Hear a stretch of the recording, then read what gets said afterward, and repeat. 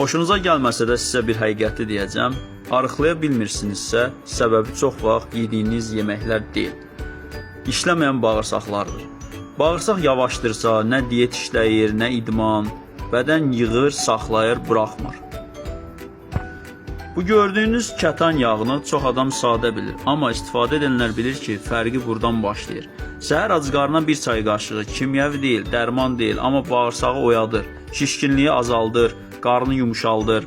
İnan, insan özünü çox yüngül hiss edir.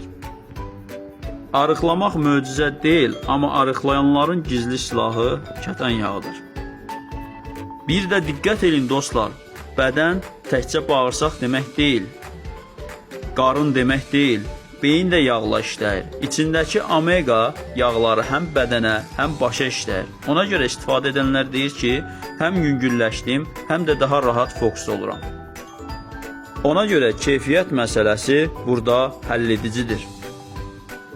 Əgər şişkinlik, yavaş metabolizma və ya arıqlaya bilməməkdən bezmisinizsə, bəzən dəyişiklik böyük şeylərdən yox, belə kiçik addımlardan başlayır.